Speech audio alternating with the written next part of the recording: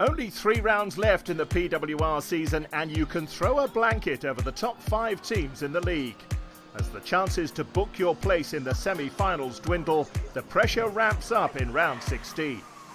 We start on Saturday at Mattioli Woods, Welford Road, as the struggling Tigers face table-toppers Gloucester-Hartpury, who could finish the weekend with a confirmed semi-final place. Bristol Bears suffered a shock defeat in Ealing last weekend, denting their hopes of sneaking into the top 4. They'll need to bounce back against the Lightning side high on confidence after a comprehensive victory last weekend. 3 of Trailfinders' 4 wins this season have come at home. Making the short trip across London to face them were Saracens, hoping to keep pace with Quins and Gloucester-Hartpury in the race for a home semi-final. Exeter and the league were stunned when the Chiefs lost to bottom club Sale Sharks last week. Top 4 rivals Quins were unable to capitalise on their slip, losing to Saracens in a fiercely contested London derby. Both sides look to bounce back down at Sandy Park.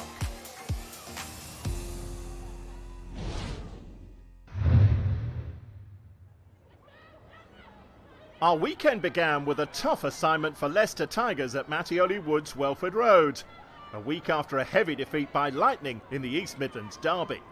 They entertained Gloucester-Hartpury and held firm for the first 13 minutes, but the defending champions finally made their possession count. Scrum half Meg Davies sniping around the back of a maul to dive over, the perfect way to mark her first start of the season. And the visitors scored again not long after. Gloucester-Hartpury camped on the line once more, and with players lining up to score, it was flanker Carmen Castellucci who cantered in unchallenged. For the next 20 minutes, the Tigers enjoyed their best spell of the game, but Gloucester defended superbly and scored again on the stroke of half-time. A penalty try awarded after Leicester dragged down a maul. Tigers lock Eva Donaldson was sin-binned, and the Circus led 19-0 at the break. At that stage, the home side were in danger of being overrun, but the second half could hardly have started better for Tigers. Fullback Claire Gallagher running almost the length of the pitch to score before converting her own try. But before the Tigers' fight back could gather further momentum, Gloucester-Hartpury struck again. A slick move by the backs to find space out wide for centre Hannah Jones to cross unopposed and secure the try bonus point. With both teams making changes, the rhythm of the game was interrupted, but the visitors scored their 5th try after an hour. More forward power on show as replacement prop Catherine Buggy reached for the line. And one more score settled the outcome. Gloucester-Hartpury mauling over the line for their 5th different try scorer, replacement hooker Gillian Bogue to touch down. A 7th straight win for the league leaders, and the 5th game running where they've collected the bonus point. Final score, Leicester Tigers 7, Gloucester-Hartpury 38.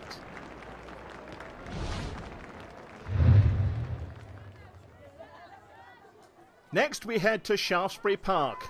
After their extremely narrow defeat at Trailfinders the week before, Bristol needed to bounce back against Loughborough Lightning. The Bears made the better start without putting points on the board, and they were caught out in the 26th minute. Helena Rowland's perfect grubber kick finished off by Chrissy Scurfield. And it wasn't long before Lightning extended their lead. A line out gathered by Daisy Hibbert-Jones, and the drive was finished by hooker Catherine Tredder. At that point, the Bears were up against it, but by half-time they were back level. First, an impressive offload by Hannah Botterman was finished at pace by Welsh scrum half Kira Bevan. And then, just before the interval, it was 12-all, as the PWR's leading scorer Millie David added to her tally with a try in the corner, her 16th of the season. There was no let-up in the action when the match resumed, and it took just 3 minutes for Lightning to restore their lead. A slick move involving Carmela Morale and Emily Scarrett, setting up Scurfield for her 14th try in 12 Lightning games. The next score took more than 20 minutes to arrive, and when it did, it gave Lightning the try bonus point. Another impressive maul finished by replacement hooker Elise Martin for her first try for the club. And she was involved again in the try that all but sealed the visitors' victory. Martin's delivery over the back of a line-out, claimed at pace by Alev Kelter, who swerved her way over. Lightning now led by 19 points, but Bristol hit back in the closing minutes. First, Lark Atkin-Davis charged over the line after a line-out drive to score against her former club. And the Bears improved the scoreline further in stunning fashion when Renika Bonner sprinted home from inside her own half.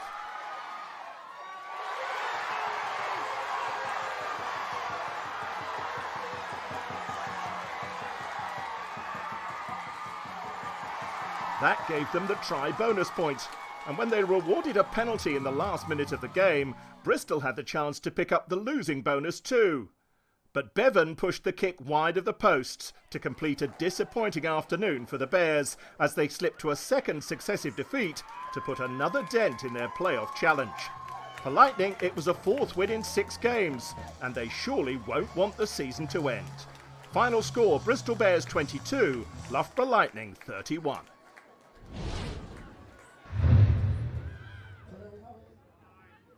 Trailfinders' 1-point win over Bristol in round 15 was one of the season's standout results so far. A week later they hosted Saracens, and the home side made a predictably confident start, prop Rory Wood crashing over just 3 minutes in.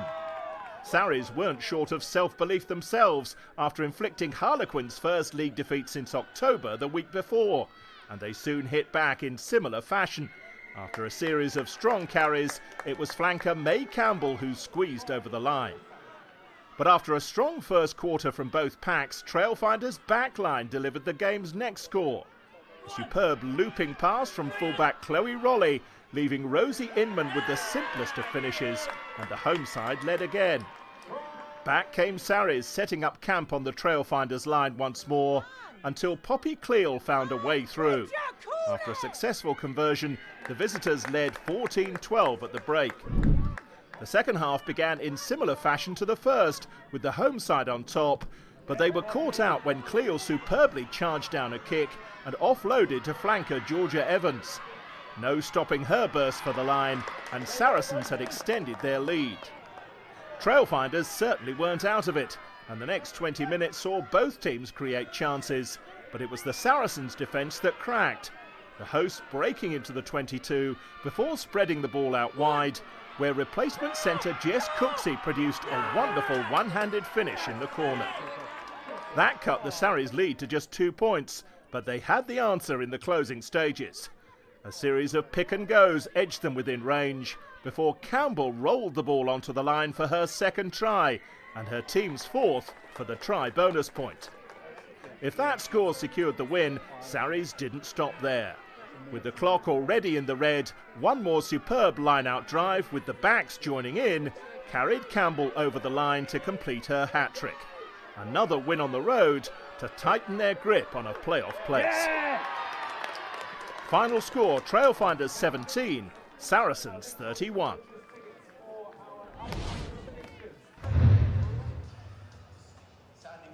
Our final game takes us to Sandy Park and a meeting of 2 playoff contenders both looking to bounce back.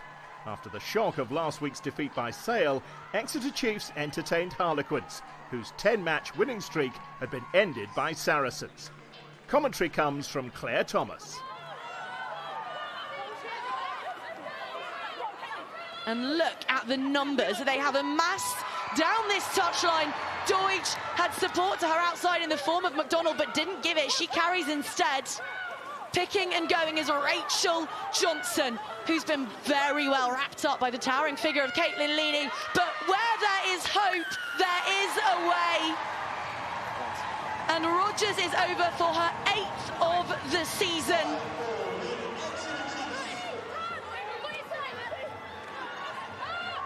McGovern just about floats that one back into the pocket, but it's gathered by Maddie Grant, who might be wearing 6 but has jet shoes in her heels.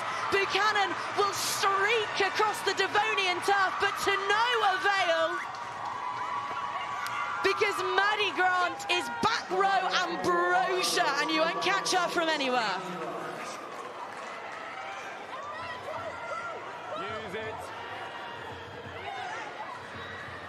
wide they go. Neumann flies up. Deutsch back in field, diving over. Packer's not yet been told to use it, but she decides to get a wriggle on anyway. Tuima in at first receiver. Kildun over the top. Neumann has it on a plate, and the easiest glide in she will have all season. One final crack, and McDonald finds Tessier, who had quite the room there, to accelerate onto the ball, finding McDonald again. The 1-2 is sumptuous. Switching the point of attack is Packer, and off cleaves Ellie Kildun.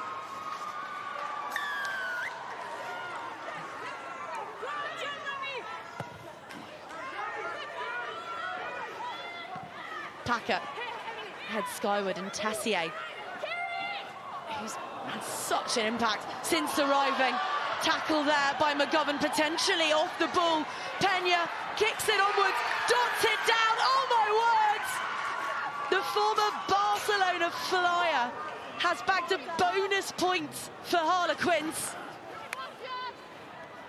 for the lead. Ella Cromack misses from the tee. Still playing advantage. Robinson picks out Deutsch to McGovern, to Claudia McDonald!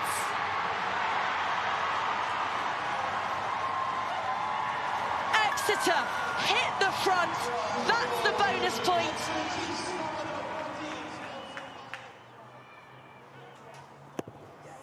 Exeter, despite the conversion drifting wide, have a 6-point lead.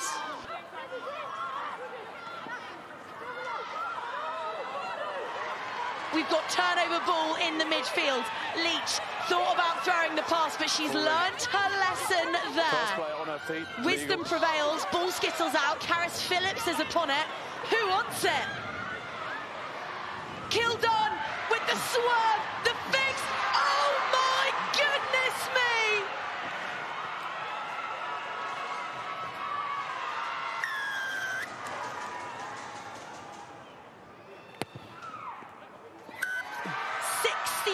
Points, 9 tries, and there's just 1 point in it. Look at the timer. The backs can do nothing but watch on as the clock at last heads into the red. Back to Cromack, who sends it into the silent stands at Sandy Park. And Quins return to winning ways with their first win over Exeter in more than 4 years, and in doing so they return to the playoffs for the first time since 2022. Yeah, it means everything. I mean, you look at the reaction after. It was a battle out there. It really did come to the final minute, and you know that's what the PWR is delivering at the moment. Every game at the moment is like that, and it needs to be seen by people because it's entertaining. It's entertaining to be part of, but to watch it, to now be part of top 4 is something that we were aiming for, and it doesn't mean that the foot's off the gas. It's just a building for a semi-final now. Gloucester-Hartpury's win at Leicester and Bristol's defeat by Lightning means the title holders are guaranteed a place in the playoffs, and Harlequins have joined them after their thrilling win over Exeter. The Circus top the table by 3 points from Quins, with Saracens still battling for a home semi-final after their victory at Trailfinders. The race for 4th continues after those defeats for the Chiefs and the Bears. And that final playoff spot could well be decided next weekend live on TNT Sports. On Saturday lunchtime at Ashton Gate, it's Bristol versus Exeter. That's one of just 2 games next weekend, both rearranged fixtures after postponements earlier in the season. The other match sees Sale Sharks take on Trailfinders. We'll bring you the best of the action in the highlight show this time next week.